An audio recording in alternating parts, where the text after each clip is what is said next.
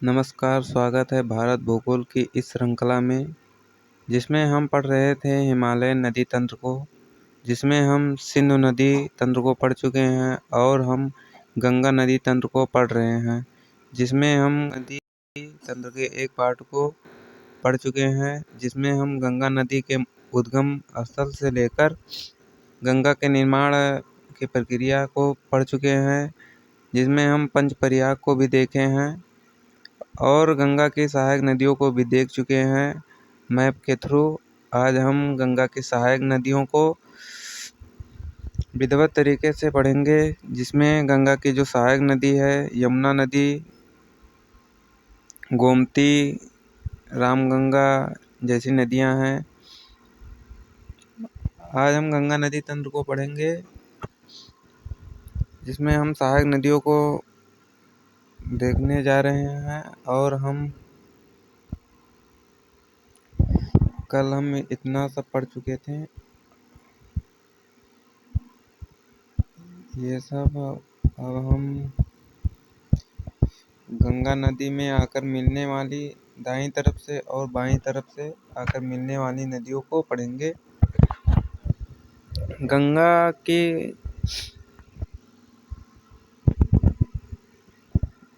गंगा की अगर left bank tributary को देखें, यानी गंगा की बाएं तरफ से आकर मिलने वाली नदियों को देखें, तो गंगा की सबसे पहले सहायक नदी है जो रामगंगा है। फिर उसके बाद में बाएं तरफ से आकर मिलने वाली नदी है गोमती नदी। फिर उसके बाद में घाघरा नदी है। फिर उसके बाद में गंडक है। गंडक के बाद में फिर कोसी है और गंगा में लास्ट में आकर मिलने वाली नदी जो है वो महानंदा नदी है। और अगर हम देखें गंगा के दाएं तरफ से आकर मिलने वाली नदी, तो जो यमुना नदी है, यमुनोत्री ग्लेशियर से इसका उद्गम होता है, यमुनोत्री ग्लेशियर के बंदरपूंछ से। तो ये यमुना नदी जो है वो गंगा की सबसे बड़ी सहायक नदी है। गंगा की सहायक नदी है। और जो दाएं तरफ से आकर मिलने वाली एक नदी है कर्मनाशा नदी, और एक पुनपुन नदी है और दूसरी सोन नदी है। तो हम इसको बहुत ही अच्छे तरीके से देखेंगे। एक बार फिर से हम देख लें। गंगा की जो दाएं तरफ से आकर मिलने वाली नदी है वो है यमुना नदी, जो यमुनोत्री ग्लेशियर के बंदरपूंछ से निकलती है। और फिर कर्मनाशा नदी है, पुनपुन नदी है और सोन नदियां हैं, जो मुख्य नदियां हैं गंगा से दाएं तरफ से आकर मिलती हैं, जो गंगा की सहायक नदी है। वही बाएं तरफ से आकर मिलने वाली नदियों की बात करें हम, तो रामगंगा हो गई, गोमती, घाघरा, गंडक, कोसी और महानंदा। फिर उसके बाद में गंगा पश्चिम बंगाल में पहुंचने के बाद में दो शाखाओं में बढ़ जाती है। इसको हम कल बहुत अच्छे तरीके से पढ़ चुके हैं। एक शाखा बंगाल में चली जाती है, पश्चिम बंगाल से होते हुए बांग्लादेश में, और वहीं पर ब्रह्मपुत्र नदी से मिलकर सुंदरबन डेल्टा का निर्माण करती है, जो विश्व का सबसे बड़ा नदी द्वीप डेल्टा है। आज हम इसके सहायक नदियों को देखेंगे। गंगा की जो सबसे बड़ी सहायक नदी है वो है यमुना। गंगा की सहायक नदी यमुना है। गंगा की पश्चिम सहायक नदी सबसे लंबी सहायक नदी है, जो यमुना नदी है।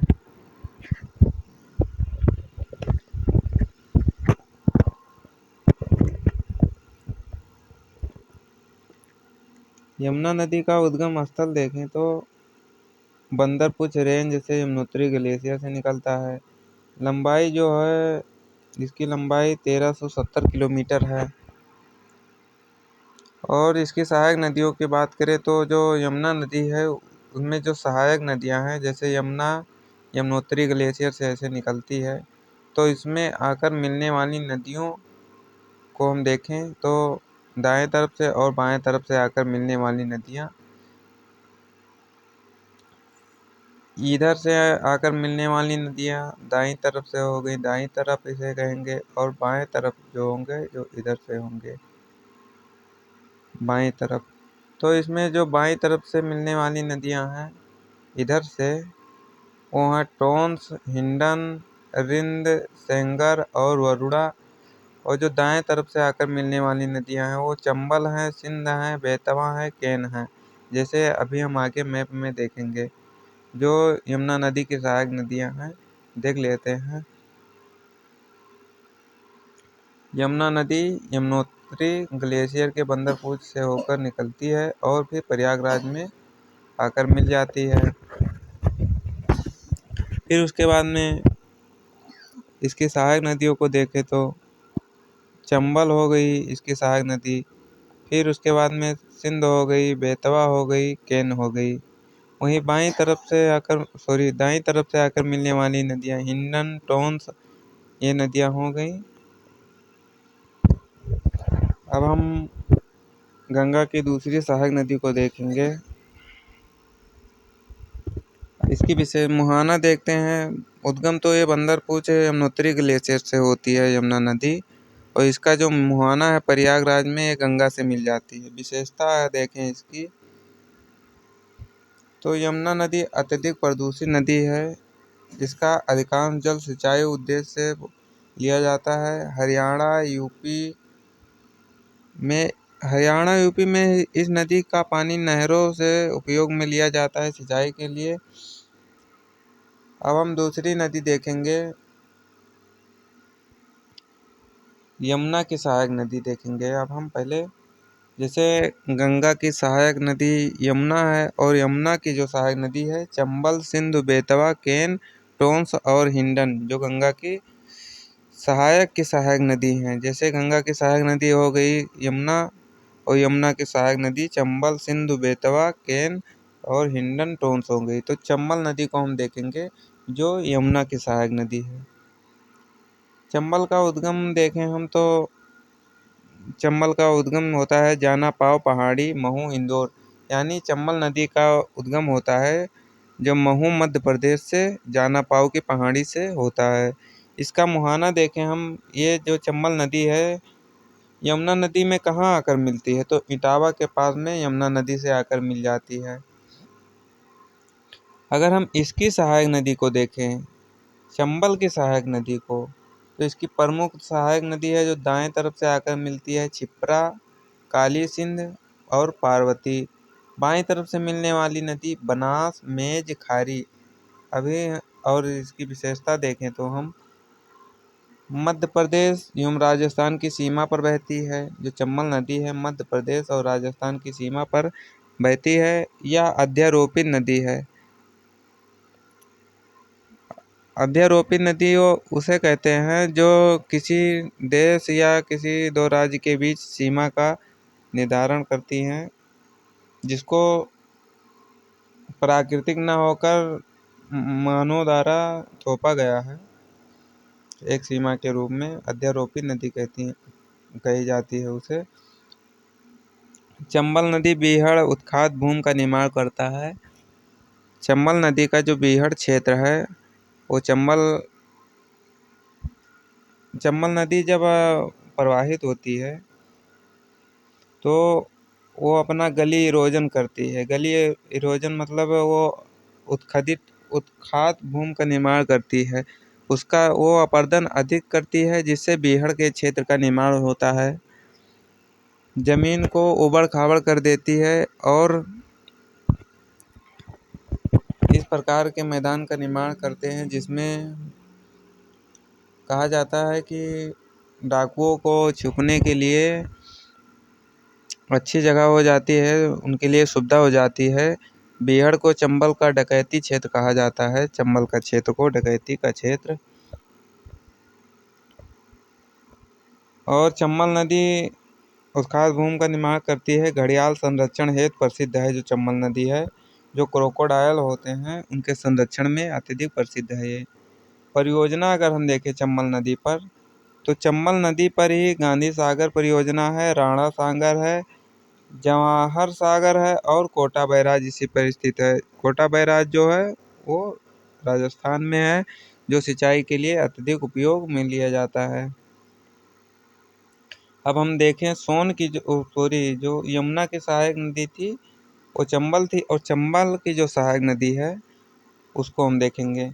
जैसे ध्यान से देखिएगा, जैसे गंगा नदी है, गंगा नदी की जो सहायक नदी थी वो यमुनोत्री ग्लेशियर से निकलने वाली नदी जो थी यमुना, यमुना की जो सहायक नदी थी वो चंबल थी। अब चंबल की भी सहायक नदी है जो क्षिप्रा है, काली सिंध है और पार्वती है। दूसरी तरफ से यानी बाएं तरफ से आकर मिलने वाली खारी, मेज और बनास है। चंबल नदी को जैसे हम देख चुके हैं मध्य प्रदेश महू के जाना पाव पहाड़ी हिल से निकलती है।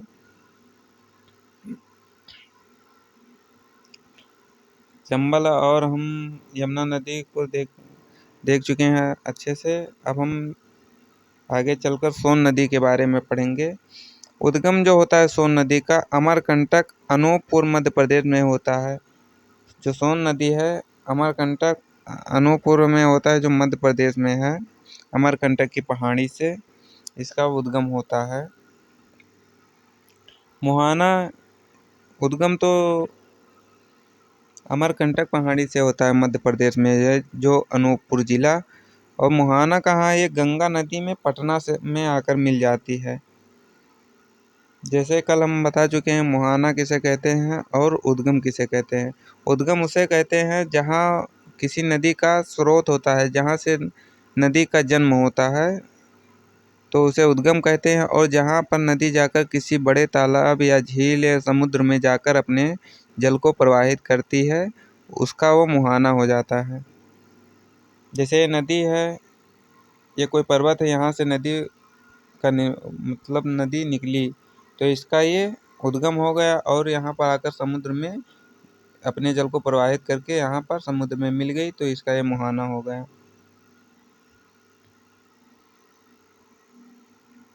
अब हम सहायक नदी को देखें। जो सोन नदी की जो सहायक नदी है रिहंद है।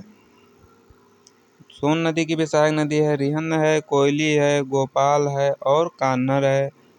जो जो सबसे महत्वपूर्ण है, जो सोन नदी पर जो परियोजनाएं हैं, बाण सागर परियोजना है और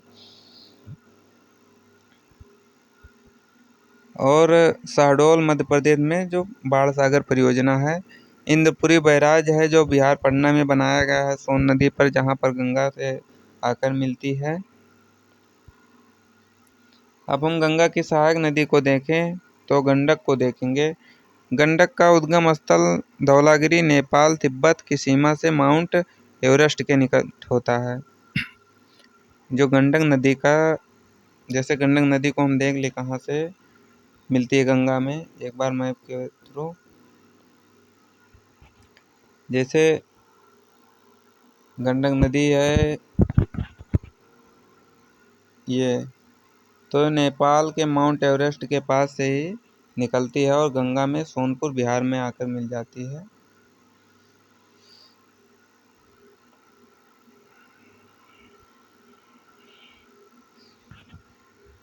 उद्गम धौलागिरी नेपाल, धौलागिरी जो पहाड़ी है नेपाल में तिब्बत की सीमा पर माउंट एवरेस्ट के निकट होती है। इसका जो उद्गम है मुहाना गंगा नदी सोनपुर बिहार में आकर मिल जाती है। अगर हम गंडक की सहायक नदी को देखें तो काली गंडक है, त्रिशूल गंगा है, जो इसकी महत्वपूर्ण नदी जो है सहायक नदी है सोन गंडक नदी की। परियोजना देखें गंडक नदी पर कौन सी परियोजना है, तो गंडक परियोजना है जो भारत और नेपाल की संयुक्त परियोजना है। दोनों देश मिलकर इस परियोजना को चला रहे हैं, क्योंकि उद्गम तो इसका नेपाल के जो धौलागिरी रेंज है उसी के पास माउंट एवरेस्ट के पास से इसका मतलब इसका उद्गम होता है। और ये बिहार में सोनपुर के पास में आकर गंगा में मिल जाती है। घाघरा नदी अब हम देखें, गंगा की जो सहायक नदी है, जो गंगा की बाएं तरफ से आकर मिलने वाली नदी है वो घाघरा नदी जो नेक्स्ट नदी है दूसरी नदी, उद्गम जो होता है मापचा चुंगो हिमनद तिब्बत से होता है। कहाँ से होता है उद्गम? मापचा चुंगो हिमनद तिब्बत से। जिसे एक बार हम फिर से देख लेते हैं जो घाघरा नदी का उद्गम कहाँ होता है।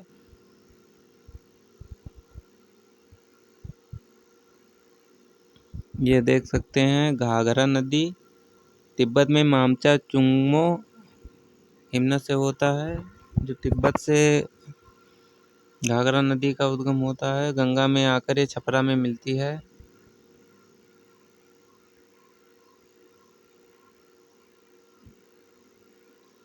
मुहाना इसका देखें उद्गम तो ये मापचा चुंगो हिमनद तिब्बत से होती है। मुहाना गंगा नदी में छपरा बिहार में आकर मिल जाती है। छपरा में जो छपरा जिला बिहार में है वहाँ गंगा नदी में आकर घाघरा नदी मिल जाती है।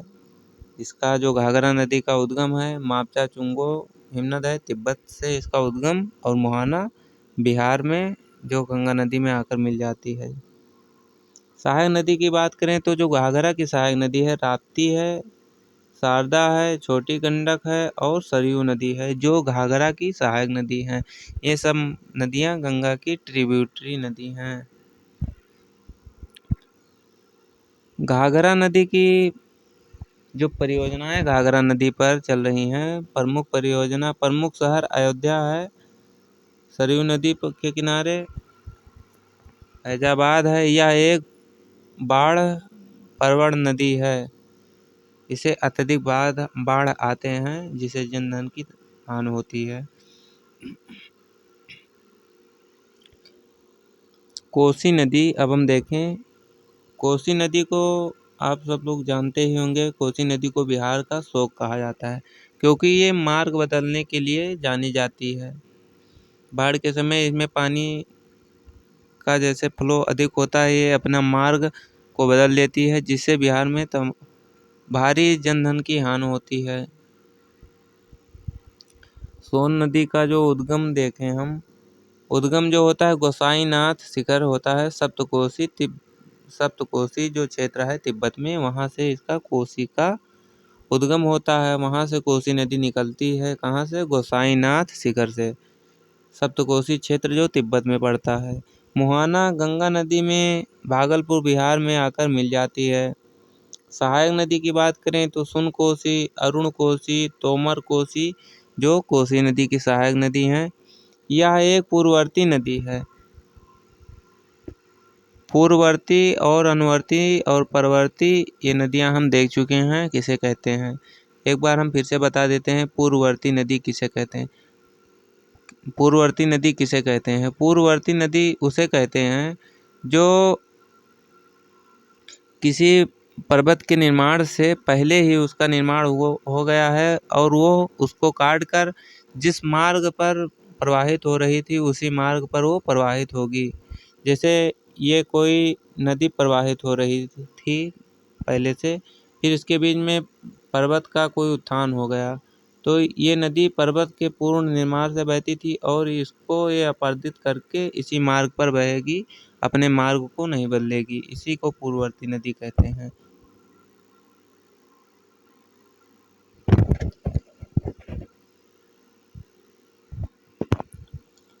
विशेषता अगर हम कोसी नदी की बात करें तो पूर्ववर्ती नदी है जो बाढ़ तथा मार्ग परिवर्तन के लिए जानी जाती है। बाढ़ के लिए जैसे अपने मार्ग को बदलती है वैसे बाढ़ आ जाती। बिहार को शोक कहा जाता है। भारत नेपाल 1965 से बाढ़ नियंत्रण का कार्य चल रहा है। भारत और नेपाल मिलकर दोनों इस पर बाढ़ नियंत्रण के कार्य को जारी रखे हैं अभी तक। अब हम इसे सप्तकोशी कहा जाता है क्योंकि ये 7 अपवाह तंत्र से मिलकर बनती है। जो कोसी नदी है उसे नेपाल में सप्तकोशी कहा जाता है जो 7 नदियों से मिलकर बनती है। अब हम गंगा की जो प्रमुख सहायक नदी है उसे देखेंगे। जो गंगा की सबसे पहले आकर मिलने वाली सहायक नदी है जो बाएं तरफ से आकर मिलती है। जैसे गंगा का निर्माण हुआ, गंगा का निर्माण बहुत अच्छे तरीके से कल पढ़ चुके हैं। ये अलकनंदा नदी है और ये भागीरथी नदी है। जब ये देवप्रयाग में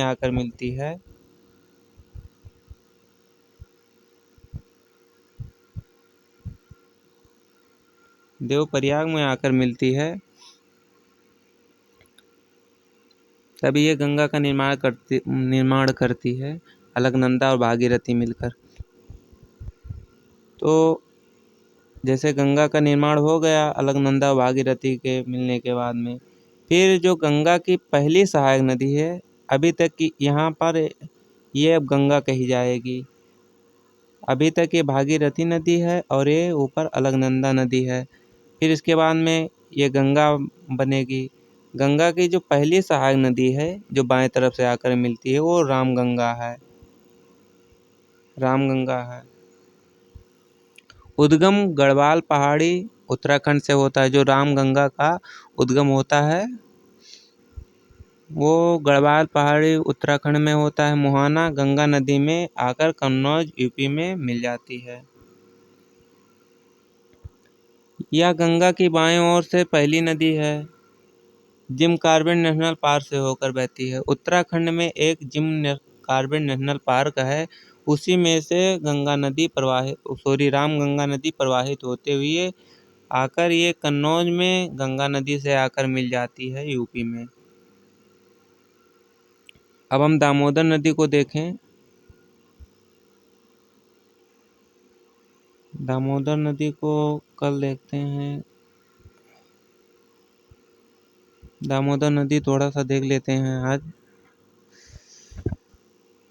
दामोदर नदी जो है उद्गम इसका होता है छोटा नागपुर के पठार से, पलामू झारखंड जिले से। मुहाना इसका दामोदर नदी का हुगली नदी पश्चिम बंगाल में मिल जाती है। सहायक नदी बराकर नदी, बोकारो और कोनार और जमुनिया इसकी सहायक नदी हैं। विशेषता जो इसकी है पूर्वी भारत की नदी जो भ्रंश घाटी में बहती है।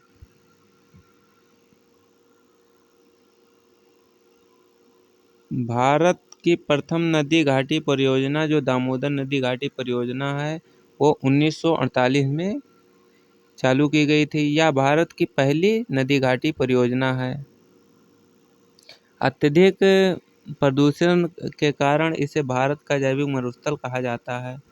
जो दामोदर नदी है अत्यधिक प्रदूषित है, जिसके कारण इसे भारत का जैविक मरुस्थल कहा जाता है।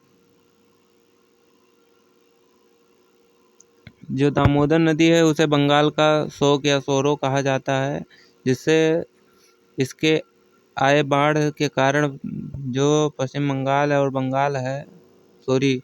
जो बंगाल है उसमें बहुत ही जनधन की हानि होती है, बहुत ही तबाही मचाती है, जिसके कारण इसे बंगाल का शोक कहा जाता है।